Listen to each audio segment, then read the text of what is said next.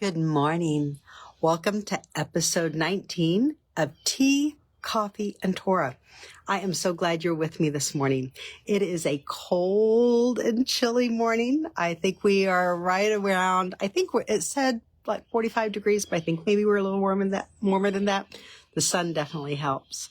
I am working on an inside studio. It's not set up yet, so we are still here on the patio, and it is absolutely gorgeous. I wanted to do a little bit of something different today before we get into the topics that we've been discussing of the high places. As you know, I am finished with my book, and I've sent it out for like some beta testing. And I've had some mixed reviews on my preface.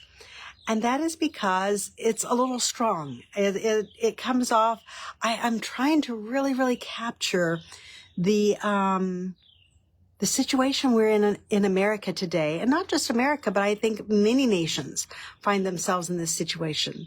So I'm going to start off this morning by reading the first paragraph of the preface of my new book. And my question is, I would love your feedback. And does it resonate with you? Is it something that you can't relate to? Please enter your comments below, because I would love to hear your thoughts on this. I would love to have your feedback. I don't know unless you guys share your thoughts with me. So I'm going to just go ahead and delve in and read the first paragraph of my forthcoming book, Does Jesus Exist? And this is the preface. It says, we sleep to the sound our silence allows. Huge corporations are criminal enterprises now. Corporations incite division. Nonprofits create violent riots. They lower property values, then private equity buys up the city. No rule of law exists to forbid privatization of the city's police force. They use government to mandate policies that enforce their products on us, whether we want them or not. My body is not my choice. They pay for tainted scientific research, which benefits their balance sheet. Corporations and governments strategize to reduce evidence of our existence, but ignores leaders who reserve luxury for their grand estates while leaving their footprints flying all over global space. They are too big to fail. They are the monopoly. We are in misery while they consider citizens the enemy. Does America have any means to resist it? Or do we bury our minds in aimless work, silently sleeping the night away? So I'm going to read parts of this each morning as we do this, because I would love to have your feedback. I'm not doing it all at once just because it is a lot at once, and I really want to keep going through this material. Please drop your comments below. I would love to have your feedback. Does it resonate with you? Could it be worded better? Any comments, any suggestions, I'm open. I have a small frame of a few days to make any corrections or updates before we go forward. As you can tell, I am kind of battling with the sun.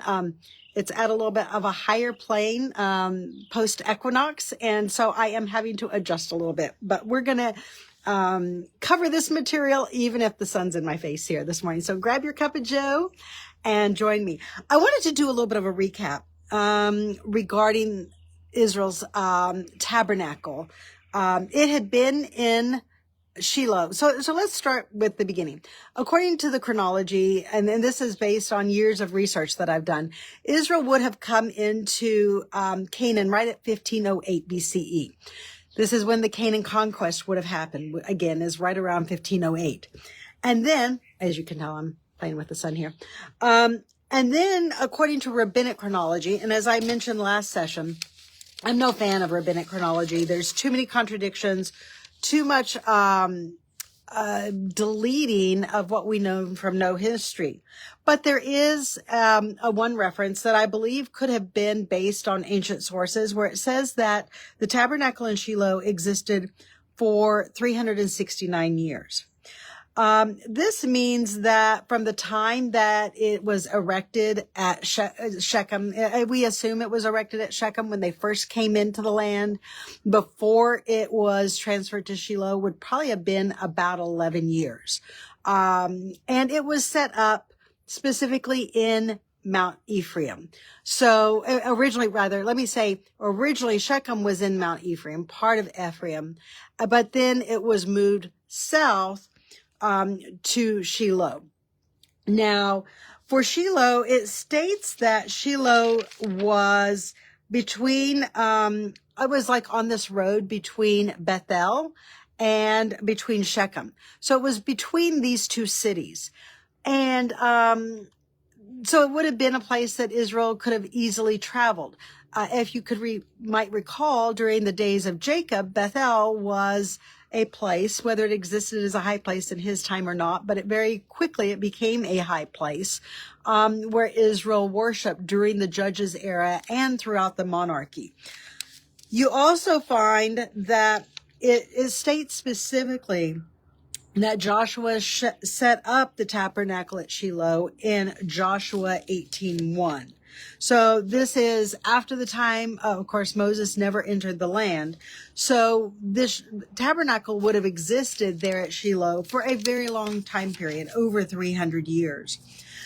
But what we find is that the tabernacle is destroyed, very likely, in the battle with the Philistines. You know, when we read that Israel, or rather that Eli's sons took the Ark of the Covenant into battle, you know, we kind of assume that it was only the Ark of the Covenant that they took into the battle and that the tabernacle stayed at Shiloh and it did not travel. But remember, the tabernacle was a very portable unit, and it is very possible that the tabernacle traveled with the Ark of the Covenant and Israel into battle. That is actually what would have happened during the Exodus period, when the tabernacle, the Ark of the Covenant, all of that traveled with Israel on her journeys in battles throughout the wilderness period. So it's not, it is not out of the question that the tabernacle would have traveled with them into battle. But, of course, we find that the Ark of the Covenant is captured. And it is very possible. There is, I would say, circumstantial evidence to say that even the tabernacle itself, or portions of that tabernacle, could even have been destroyed in battle, because it talks about Yahweh forsaking this tabernacle, about him rejecting it, and about it being delivered into captivity. So if you look at Psalms 78 verse 60, this is a psalm of Asaph.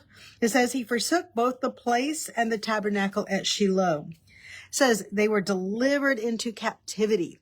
So for me, this is a circumstantial text. And then it adds to this in verse 64 that the priests fell by the sword. So this indicates that the priests were a part of this battle that Israel fought against the Philistines. Many of them were slaughtered, not just Hophni and Phinehas. When somebody comes against your land, everybody really has to stand up to defend it.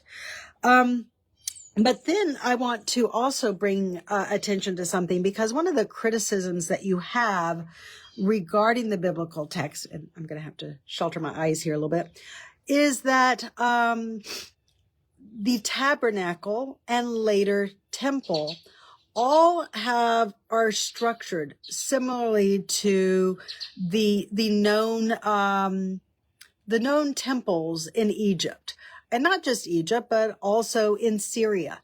Of course, Tel El-Rod follows this temple complex and is very much, they are all kind of, they have this inner holy place, they have an outer courtyard. And of course the temple had a long room, but where Tel El-Rod had a broad room. So the question is, why are they all so similar? Well, the Psalm of Asaph in Psalm 78 verse 69 says something very interesting. It says that Yahweh's sanctuary was made like the high places of the earth. So a lot of times we read this and we say, wait a minute. The tabernacle in the wilderness was constructed according to a plan that showed similarities with Egyptian temples and with Syrian temples. And we say, wait a minute, that's pagan. This is foreign influence. This is outside influence. Well, I think we have to be careful not to throw the baby out with the bathwater, because of the fact that, there you can have a structure that is a normal building practice. It's a standard building practice. But then what you actually do with that building practice, what you do inside of it, and the things that you can teach can be very, very different. So I would just exercise a little bit of caution with that. We will delve into this a little bit deeper as time goes on. The other thing that I wanted to point out was this time period. The tabernacle was destroyed. The tabernacle, Ark of the Covenant, captured in 1128 BCE under the high priest, or the acting priest Eli. And then you find that there is a gap of 156 years until there is a centralized location for Israel to worship again. And that centralized location occurs, of course, in Jerusalem with the building of Solomon's temple in 972 BCE. That's when it's finished, when the construction is finished. So Israel went for 156 years without an official centralized place of worship. It mentions in Judges 29:19, when Shiloh was still an active holy site, it says that there was a yearly feast held there. And that, there's indications that the tribes would have come. When Joshua distributes the land throughout the book of Joshua and even in the book of Judges, you find that Israel comes to Shiloh to do all their administrative business, to conduct the affairs of state during the Judges period. But then for this 156 period, this gap, and it's not just in the biblical chronology that supports this, but it's archaeology. It's at this very time period that we find throughout Israel's territory, high places pop up everywhere. Bethel, of course, there's Dan, the one that's mentioned in Judges. You also have Gilgal. You have high places at Samuel sets up a high place in his hometown of Ramah, which would have been in Mount Ephraim. So you find that during this 156-year period, what would have been a very centralized cultic institution all of a sudden becomes very localized. It becomes very germane to that local populations. And yes, Levitical priests very likely served in those high places, but they served to Yahweh. Originally there was not the conflation with all the pagan deities. So I just think that when we read through this text, having that historical context should really bear in mind and help us have that understanding before we progress forward. So I'm going to pretty much leave you with that for today. I do want to add that remember that during this 156-year time period where there was not a active cultic site as far as a place where Yahweh says he places his name, we do find that Mizpah of Benjamin, and there was many Mizpahs, many cities named Mizpah, so it's really careful. You have to be careful to designate this as Mizpah of Benjamin. This site does become the defunct capital of Israel for this 156-year time period. Saul is inaugurated. So you have one release year where Israel comes and meets, and Saul is chosen, but he's not yet inaugurated. You find that there's about 7 years that pass. And then at another release year, when Israel convenes at Mizpah, you find that is when Saul is installed. But you don't find any mention to a tabernacle associated during this time period. It's as though the tabernacle has been destroyed. It doesn't exist until we have Solomon's temple. And then we'll come to that a little bit later. But then you find that as the temple becomes popular, as the Levites are then reinstitutionalized, they are reorganized from the countryside to begin functioning along a centric cultic site, you find that there are changes. It even states in Chronicles that even before David became king, that he and Samuel worked to organize the kingdom and how that kingdom would work under the monarchy. I mean, things have been very fragmented for almost 2 centuries. So it becomes, keeping all this history in mind just helps us to better understand the text when we read it. And having that information in our background, kind of a feather in your cap, helps us to then better understand what we're reading and the history that comes from that. So that's where I'm going to leave you today. I hope you have a fantastic day, and join me next time. I'm going to be reading more from my preface, and then I'm also going to be reading certain excerpts from my book, and I'm going to be posting them on Facebook as well. So I hope you'll follow along and join in the discussion. Thank you so much.